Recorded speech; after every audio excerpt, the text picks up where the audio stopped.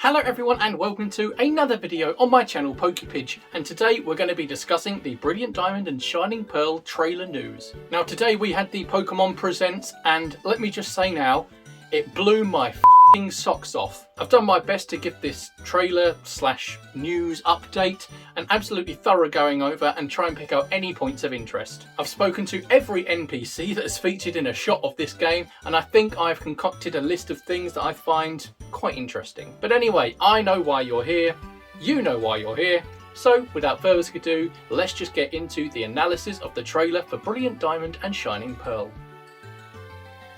First interesting point is seeing Flo Aromatown with the petals flying around.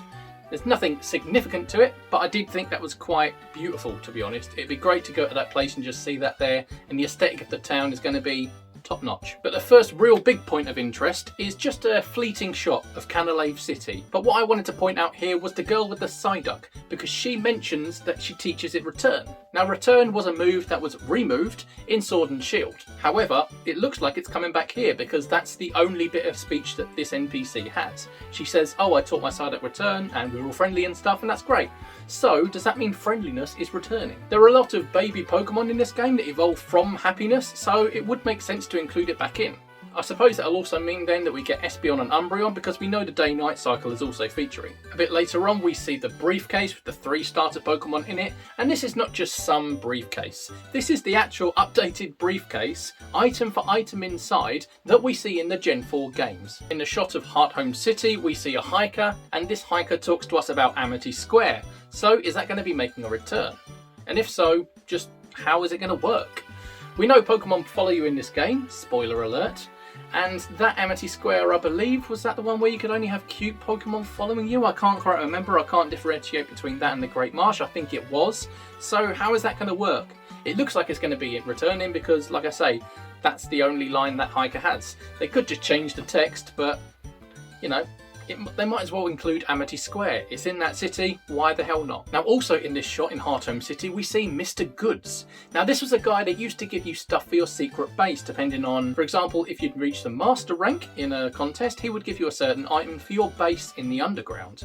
Now we know that we can have bases in the underground again, we'll go into that in a bit more detail. So is he going to be providing you with things for that? For example, the statues?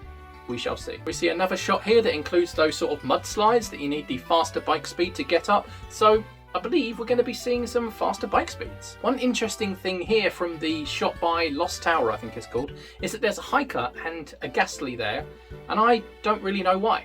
They don't feature in the original games, so what are they adding here? What's going to be happening? Answers on a postcard or in a comment below. But yes, as you can see here, Pokemon follow you! Woohoo! I mean, personally, I'm a person that's not that fussed about Pokemon following you. I know. I'm not saying it's a bad thing. I'm just not that bothered. I'll probably use it because it looks quite fun. But it looks like it's greatly improved from Sword and Shield. The Pokemon's walking speeds match yours. Well, sort of. There's a Weasel that leaks to a shot that is described later on, but I'll cross that bridge when I come to it. And you can now put stickers on Pokeballs. That's pretty cool. That's pretty interesting. Although you can only put 20 on there. Although I don't think that's going to affect many people. 20 is enough. I just want to make a special mention to the chat-up one here with the music notes. How cool is that? And you can change your clothes on this game, something you couldn't do in the original Diamond and Pearl games. That's quite awesome. I forgot to put this in my script, sorry. However, it is worth noting that the clothing shops are replacing the actual game corner in Hearthome City. As you can see by this shot here, this is usually where the game corner would be, but it just doesn't exist anymore. It's now a clothing shop. Anyway, back to you, Pidge. Although with the chibi style, when you're wandering around, I reckon 80% of your outfit's going to be your hat. Massive heads. In this shot of Salacian, whatever, town, we see the daycare there. So Pokemon breeding is going to be a thing. I mean, it has been anyway, but it's good to know that it's still going to be there. I mean, there's also a guy in this shot that will give you the Pokemon History app for your Poketch.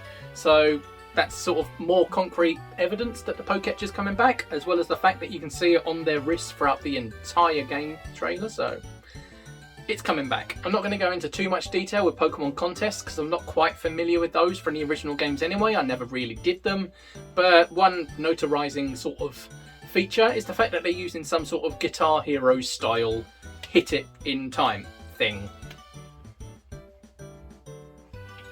But then we get to the Pokemon Underground, one of my favourite features in any Pokemon game. It looks as though we still get the shiny spots on the wall that we can then go and dig up, so that's pretty cool. You can see on the map there that there's these question mark areas which are called Pokemon Hideaways. Now these areas are going to have wild Pokemon in them you can interact with in the overworld as well, and the wild Pokemon you see could largely depend on the type of statues you have in the base in your underground.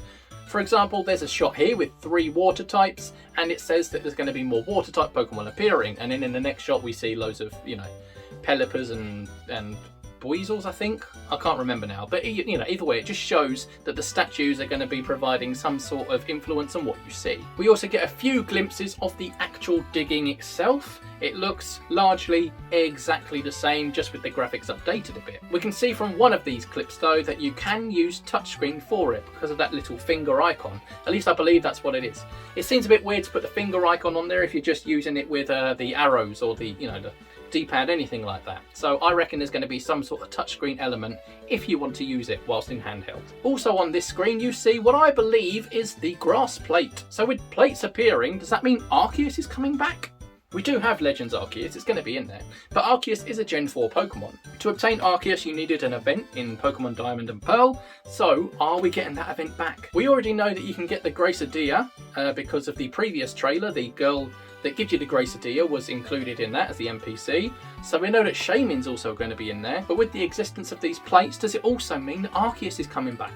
I'd like to think so. I'd also like to point out quickly that some of the question mark areas are bigger than the others. I'm not too sure why, but the smaller ones look like they're just a walkway or a tunnel, and then the bigger ones look like they are more of a almost Let's Go style area. And also one of these areas has wild Munchlax, so there is no more sort of impossible honey tree hunting. We've seen in the trailer that there is a Snorlax statue, so maybe getting this statue and using it will mean that Munchlax will appear in the actual underground somewhere. We then get on to Team Galactic.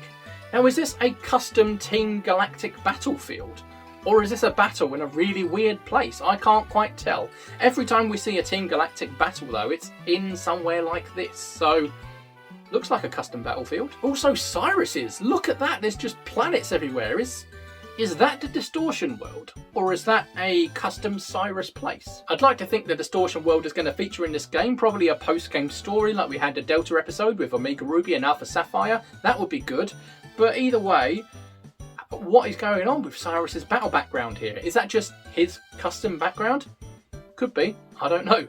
But we shall see. One thing though that I do want to mention is the fact that 1 comma can prove something. It's said by Cyrus at the top of Spear Pillar, and it's said in Pokemon Diamond, Pokemon Pearl and Pokemon Platinum. The quote itself is, "Now all will end and everything will begin." The interesting thing here though, in the quote that they've used, is that there's a comma after the word now. Yes, I know what you're thinking. What the hell does that mean? That is just a comma. I know. However, in Pokemon Diamond and Pearl, there is no comma after the word now. Bear with me. Again, I know you're sitting there thinking, who cares? In Pokemon Platinum, I don't know why, but for some reason it changed and there was a comma after the word now. So this actual quote seems to come directly from Pokemon Platinum. I'm not too sure of the significance of that, but I like to think that 1 comma has proved to us that there are going to be some Platinum mechanics brought in, and I'd like to think it's the Distortion World. 1 comma can prove that the Giratina storyline could indeed turn up. But that is it for my Brilliant Diamond and Shining Pearl trailer analysis. Now hopefully by the end of tomorrow I'm going to be doing a Legends Arceus trailer analysis. There is so much to do in that. But as for today, thank you for watching this video. I'm glad I got it up in time. If you've enjoyed it and if you found some stuff in here quite interesting, click subscribe if you aren't subscribed already. Hit like, it really helps. You don't understand how much it helps, but it really helps. Let's try and get this video viral. Leave a comment if you think I'm wrong or if you think I'm right. Either way, leave a comment, it's great. But for now, thank you for watching and I'll see you again soon. Bye bye. Thank you for watching this video. I do recommend the couple I've put on screen now. I've got the little subscribe circle. Click it if you want.